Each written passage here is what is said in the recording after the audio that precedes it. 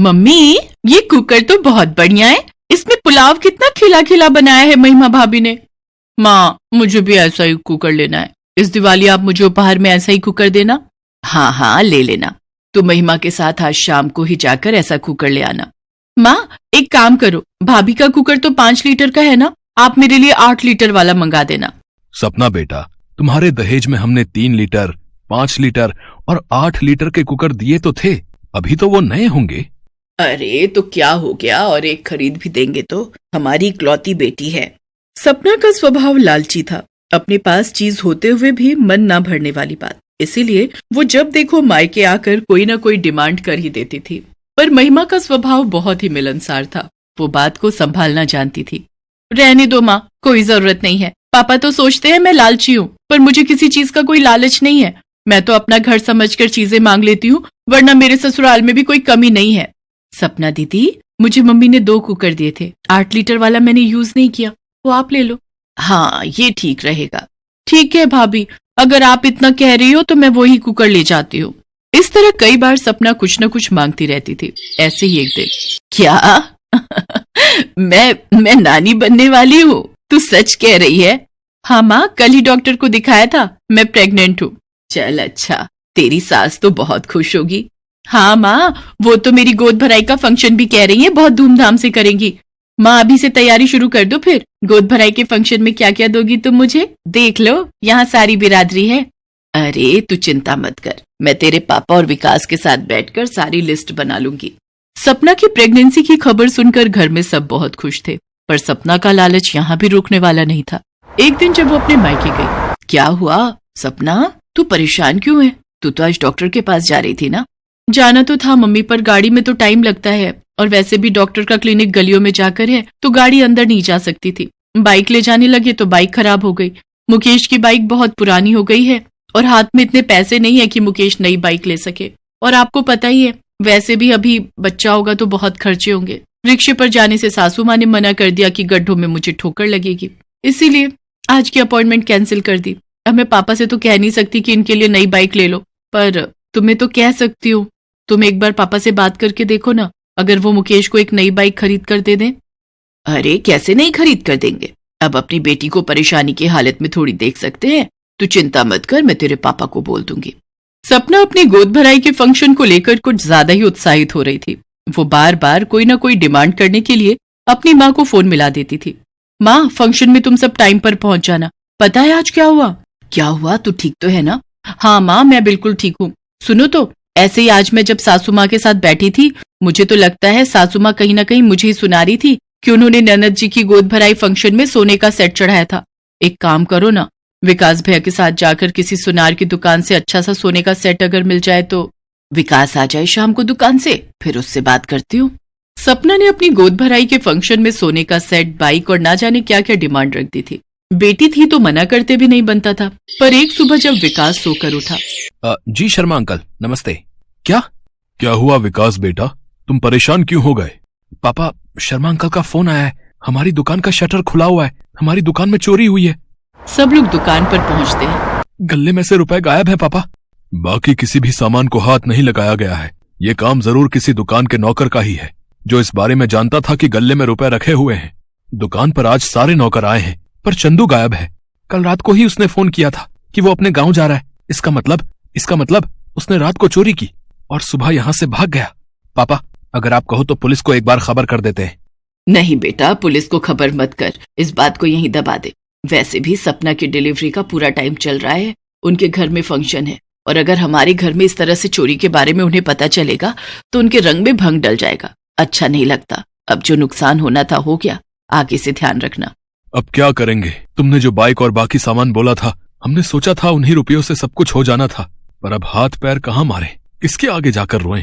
तुम सपना को कुछ बताने के लिए भी मना कर रही हो। पापा, घर चलते हैं, फिर बात करते हैं। सब लोग घर पहुंचते हैं। महिमा सारी परेशानी देख रही थी। वो अपने सास ससुर के पास गई और एक बॉक्स उनके हाथ में देने लगी। महिमा बेटी, ये क्या है? पापा जी, ये मेरी शादी के जेवर हैं। अभी आप इन्हें बेचकर सपना दीदी की गोद भराई के लिए सामान ला सकते हो, और वैसे भी मैं इतने भारी जेवर नहीं पहनती हूँ। अगर कुछ चाहिए होगा मुझे तो मैं बाद में ले लूंगी। अभी हमें ननद जी की गोद भराई फंक्शन के लिए जरूरत है, प्लीज आप मना मत कीजिएगा। महिमा की बात सुनकर उसके सास ससुर की आंखों में आंसू आ जाते हैं, पर उन्हें पता नहीं था कि दरवाजे पर उनका दामाद यानी सपना का पति ये सब बातें सुन चुका है। वो वहीं से वापस लौट जाता है और जाकर सपना को सारी बात बताता है। माँ, पापा, भैया, भाभी मेरे लिए इतना सोचते हैं और मैंने तो कभी इस बारे में सोचा ही नहीं कि उन्हें मेरे कारण कितनी परेशानी होती होगी। आज उनकी दुकान में चोरी हो गई, फिर भी मेरे बारे में ही सोच रहे हैं। मैं तो उनकी बेटी हूँ, मुझे समझना चाहिए था। मैं कितना लालच कर रही थी। मैं सचमुच कितनी लालची हूं ना मुकेश। तुमने आज ये सच्चाई बताकर मेरे हाथों से कितनी बड़ी गलती होने से रुकवा दी। मेरे कारण महिमा भाभी के जेवर चले जाते। अपनों का तो आशीर्वाद ही कीमती गहनों और चीजों के समान होता है। सपना बहू, तुम चिंता मत करो, तुम्हारी भाभी के गहने नहीं बिकेंगे। हम भी एक बेटी के माता पिता हैं, हम जानते हैं बेटी के लिए फर्ज निभाना क्या होता है। तुम हमारी बहू नहीं बेटी हो, इसलिए तुम्हारी परेशानी हमारी परेशानी है। सपना, माँ पापा से फोन पर बात कर लो। सपना अपने माँ और पापा दोनों से फोन पर बात करती है। उसके बाद सब लोग गोद भराई के फंक्शन में पहुंचते हैं। महिमा भाभी, आप बहुत अच्छी हो। आप एक बहू होकर भी मेरे माँ पापा के लिए बेटी समान हो, और मैं एक बेटी होकर भी अपने माता पिता को नहीं समझ पाई। आई एम सॉरी भाभी। माँ पापा भैया, आप सब मेरे कारण कितना परेशान हुए। सपना, तू इतना मत सोच, अभी तो इस हालत में नहीं है। चल बैठ, मैं तेरी नजर उतारती हूँ मेरी बच्ची। सब लोग धूमधाम से सपना की गोद भराई का फंक्शन अटेंड करते हैं। सपना के चेहरे पर खुशी देखकर सबके चेहरे पर मुस्कान आ जाती है। वर्षा बहू नजर नहीं आ रही, सुबह से गायब है। तुम्हें पता तो है माँ, वर्षा सुबह बाजार के लिए निकल जाए तो शाम से पहले लौटती नहीं है। आ तो गई हूँ। वो मेरी सहेली ने बताया था सस्ती साड़ियों की सेल लगी हुई है। वो 2 साड़ी फालतू खरीद लाई तो मुझे बोली कि तू रख ले। मैं उसी के घर चली गई थी। इतनी साड़ियां पहले रखी हुई हैं, वो कहाँ संभालोगी बहू? माँ जी, मुफ्त में कोई चीज मिले तो लेने में हर्ज ही क्या है। बहन जी, कपड़े धोने का सर्फ लोगी? अगर 5 पैकेट लोगी तो ये बाल्टी मुफ्त में मिलेगी। 5 पैकेट के साथ 1 बाल्टी मुफ्त? माँ जी, खरीद लेते हैं। मेरे बाथरूम की बाल्टी टूट गई है, ये मुफ्त में मिल जाएगी, वो भी 200 रुपए के 5 सर्फ के पैकेट। वर्षा, पहले सर्फ देख तो ले इस्तेमाल में कैसा है, पता चले बेकार हो। माता जी, सुबह से बहुत पैकेट बेच चुके हैं, लेना है तो लो, नहीं तो हमें और भी जगह बेचने जाना है। माँ जी, मुझे बाल्टी की जरूरत है, ये लो 200 रुपए। लाओ सर्फ इधर दो, कपड़े तो धोने ही है, अभी इस नई बाल्टी में ही डुबो देती हूँ। अरे, ये सर्फ में झाग क्यों नहीं बन रहा? ये क्या? ये तो मामूली पाउडर है और ये बाल्टी मानो अभी चटक जाएगी। और करो लालच।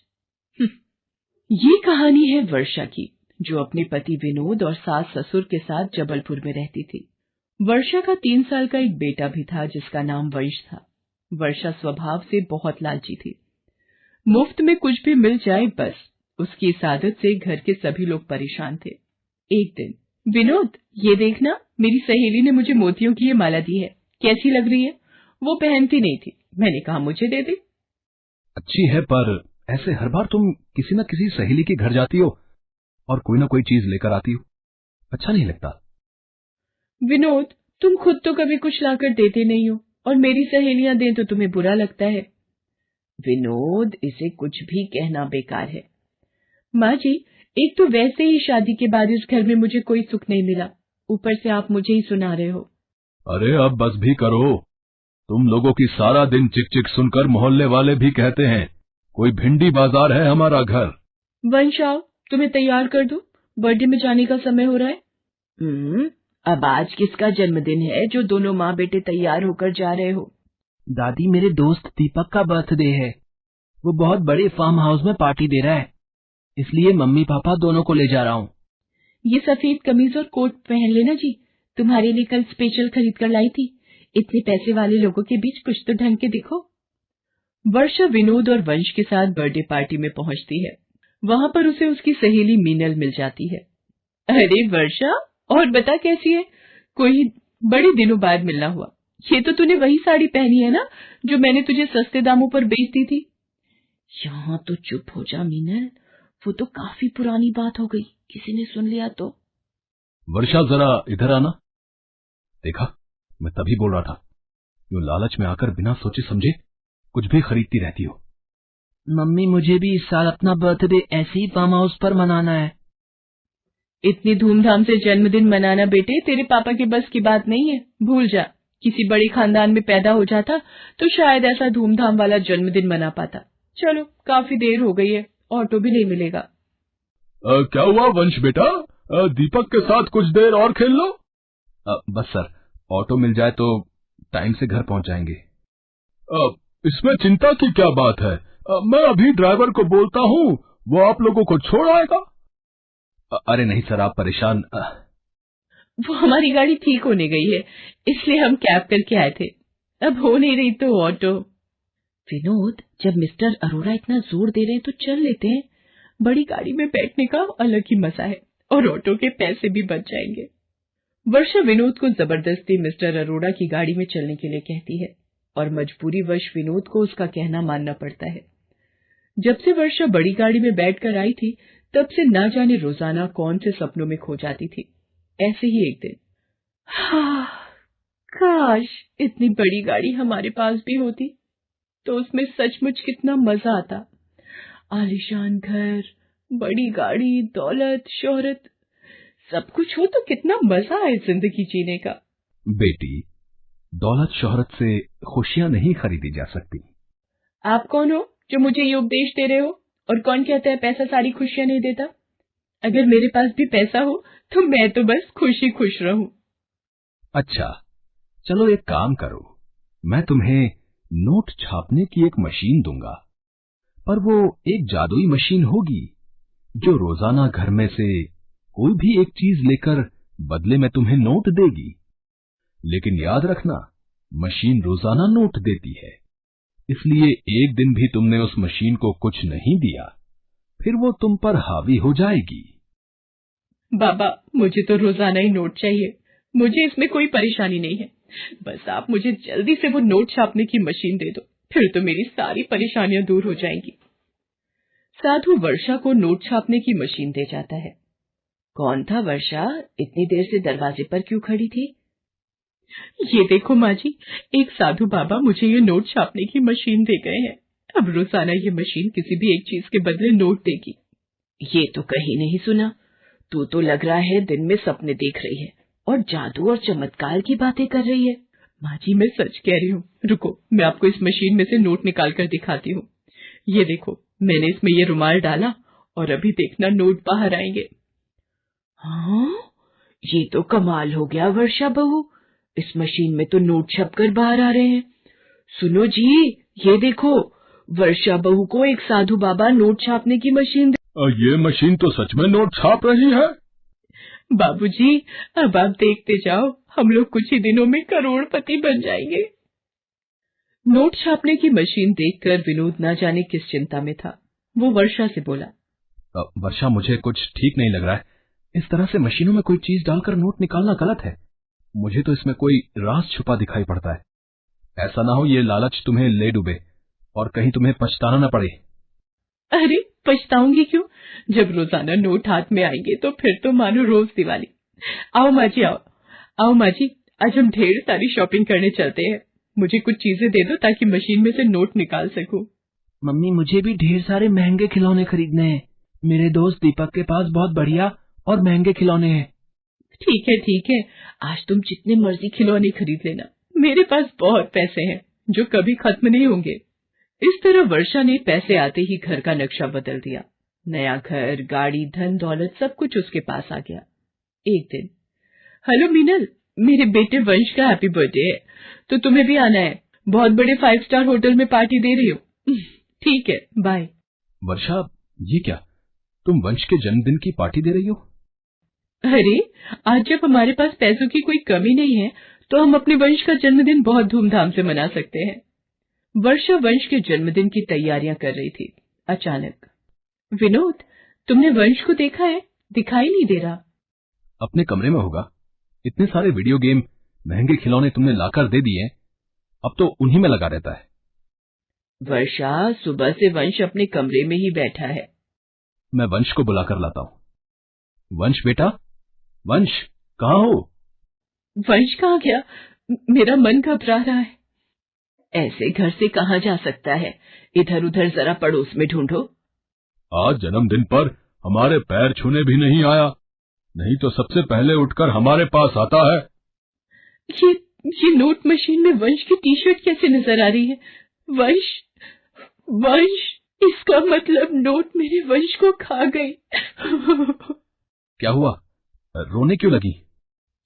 विनोद, मुझे साधु बाबा ने बोला था अगर इस नोट मशीन में एक भी दिन कुछ नहीं गया तो ये हम पर हावी हो जाएगी, और ऐसा ही हुआ।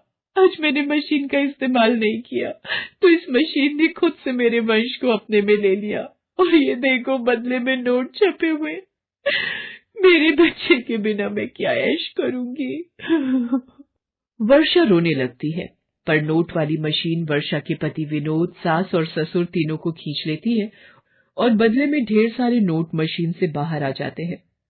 ये नहीं हो सकता, मैं अपने परिवार के बिना ये सब धन दौलत क्या करूंगी। मेरी असली दौलत तो मेरा परिवार है। साधु बाबा आप सही कह रहे थे, मुफ्त का धन खुशी नहीं देता, मेहनत से जितना भी कमाओ खुशी देता है। बाबा ये मशीन वापस ले लो, मुझे मेरे अपने दे दो, मैं कभी लालच नहीं करूंगी। नोट मशीन मेरे परिवार के लोगों को वापस कर, नहीं तो मैं तुझे तोड़ दूंगी। हे भगवान, इसके दिन में देखने वाले सपनों ने तो दिमाग खराब किया हुआ है, तभी नींद में सब कुछ फेंक रही है। वर्षा, ओ वर्षा, आज वंश का जन्मदिन है, उसके दोस्त आते ही होंगे। भटूरे का आटा तैयार कर दिया है, जाकर छोले बना ले। विनोद केक लेने गया हुआ है और तेरे बाबूजी वंश के साथ गुब्बारे फुलाने में लगे हुए हैं। ये सपना था, मेरे अपने मेरे पास है। माँ जी इधर आना, आज आपको गले लगाने का मन हो रहा है। आज इतना लाड क्यों दिखा रही है? कहीं इसलिए तो नहीं छोले भी मैं ही बना दूं? मेरी प्यारी सासू माँ। Thanks for watching.